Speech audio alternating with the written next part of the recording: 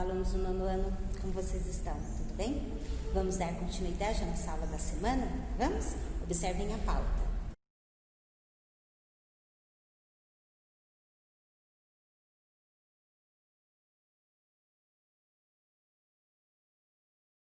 Pronto? Vocês viram que nós vamos corrigir as atividades, exercícios que vocês fizeram referente ao texto, né? Depois mais alguns exercícios para vocês fazerem também. Não esquecendo que é correção e não é cópia, certo? Então observem aí a tela. Então vocês tinham o texto aí, Eu Sei, Mas Não Devia, da Marina Colasanti. Lembram? Esse texto nós estamos vendo uma crônica crítica. A crônica crítica, ela nos leva a refletir sobre o que nos é apresentado. E quando eu li na aula anterior esse texto para vocês, ficou bem claro muita coisa que nós devemos refletir realmente do que acontece, principalmente agora nesse momento que nós estamos vivendo, certo? Aí nós temos a biografia da Marina Colasanti e depois o interagindo com o texto.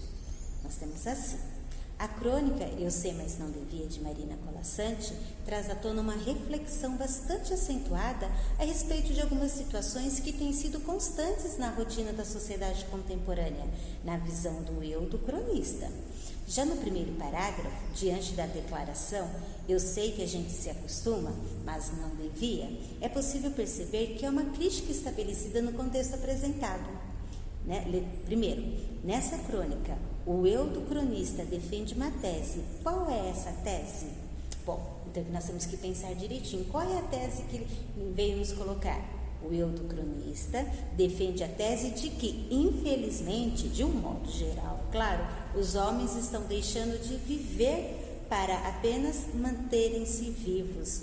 Há certa inércia durante a vida, diante da vida. Então, realmente, isso é um caso de se pensar, nós estamos deixando de viver para apenas nos mantermos vivos, até uma necessidade, porque precisamos trabalhar muito. Como o narrador, ao longo do texto, estabelece uma opinião crítica a respeito da problemática levantada, justifique sua resposta.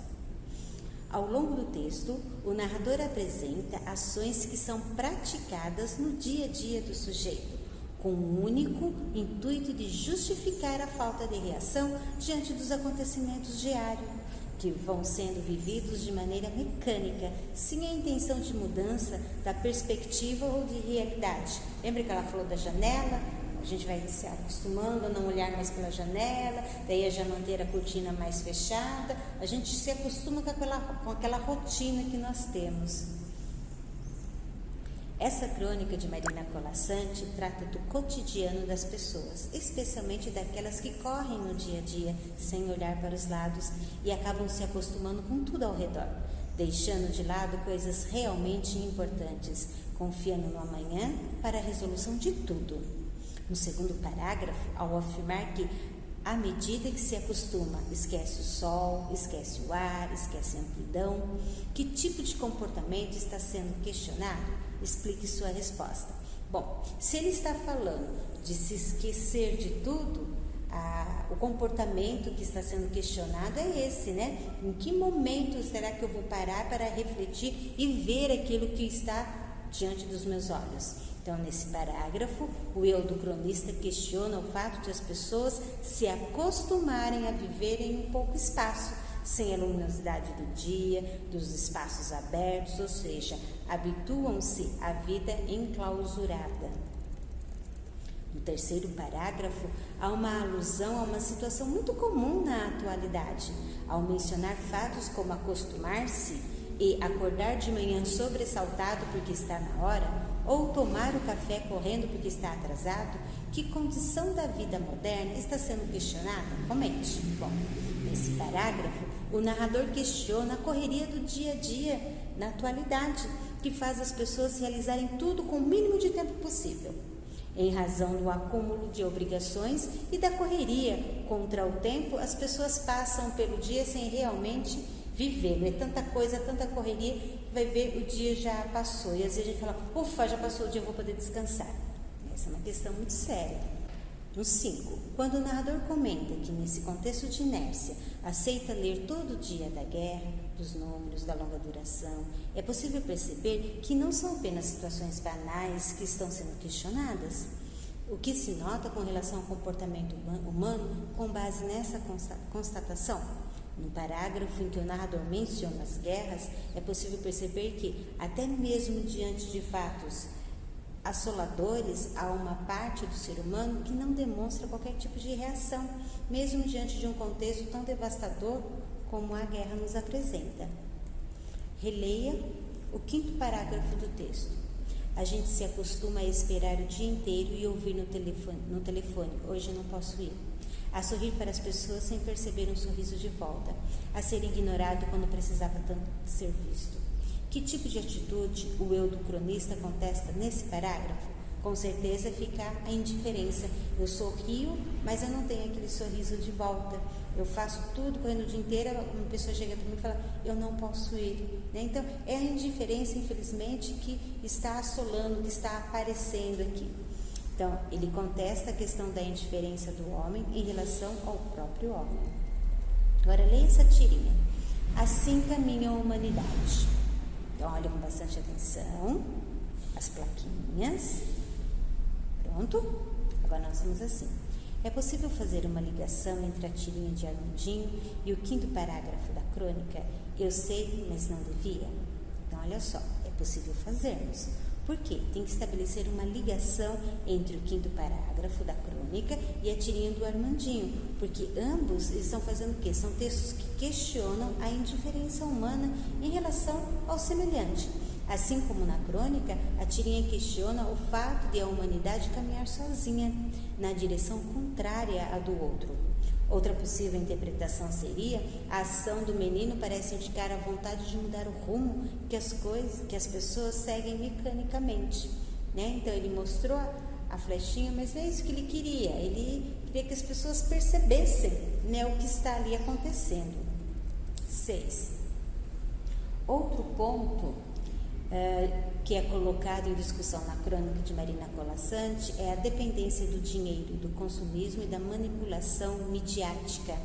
Segundo o narrador, como as pessoas têm desenvolvido a questão do alto valor cobrado pelos bens e produtos dos quais elas necessitam?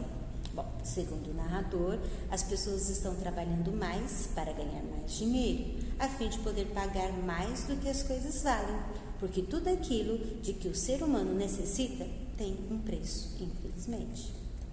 Com relação aos meios de comunicação, qual é a crítica instituída?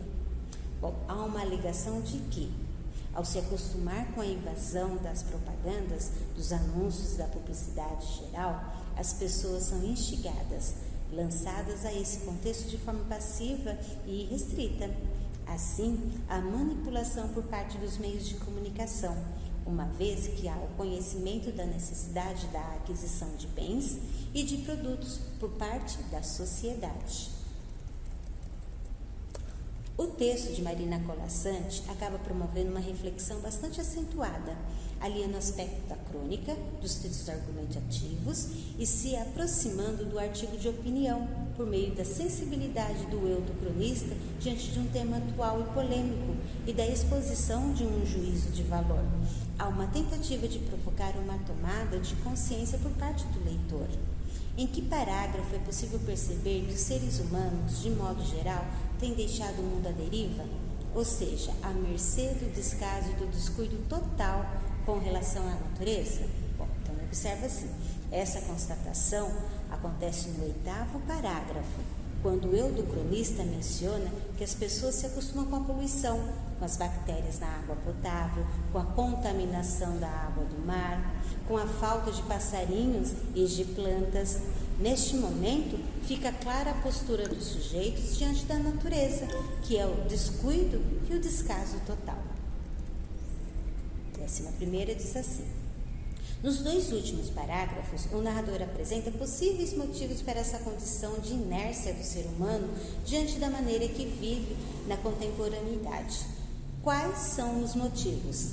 Apresente-os. Bom, conforme o eu do cronista, as pessoas se acostumam com quase tudo para evitar o sofrimento, mesmo que isso seja apenas um mascaramento da real situação. Além disso, há uma tentativa de preservar a própria pele, ou seja, uma necessidade de se esquivar dos problemas, das tristezas, dos descontentamentos. Para fechar as ideias, os questionamentos e as reflexões contidas nessa crônica, eu sei, mas não devia, com o intuito de voltar ao ponto de vista sustentado ao longo do texto, o narrador encerra suas reflexões com as seguintes palavras: a gente se acostuma para poupar a vida, que aos poucos se gasta e que gasta de tanto acostumar, se perde de si mesmo. Interprete esse texto, voltando suas ideias para a tese do Eu Cronista. Bom, o que nós podemos esperar que vocês colocaram aí? Que tem uma ligação entre essa resposta, com a tese que foi defendida, de que, o modo geral, os seres humanos não deixam de viver para apenas manterem-se vivos. Há certa inércia diante da vida. Então, eles estão deixando de viver. Eu falei, não deixam de viver, não, eles deixam de viver, para apenas se manterem nessa vida. Como isso é triste, E é isso realmente que muito acontece, certo? Aí vocês tinham lá o Ampliando a Leitura. Nesse Ampliando a Leitura é o Carioca e a Roupa, mais uma crônica crítica, que eu quero que vocês leiam com bastante atenção para entender que tipo de crítica foi levantada aqui. Com certeza, assim que vocês começarem a ler, vocês já vão entender a crítica que foi levantada nesse texto, nessa crônica, certo? Então façam com bastante atenção, na próxima aula estarei corrigindo. Bom, a crônica anterior da Marina Colasanti, vocês tiveram uma dificuldade? Não, porque todas as respostas estavam direcionadas ao texto. E também o momento da crítica é o momento da reflexão. O texto precisa ser lido várias vezes para que vocês possam entendê-lo e aí sim fazer a interpretação, ok? Então façam agora do Carioca e a Roupa e na próxima aula estaremos corrigindo, certo? Até a nossa próxima aula.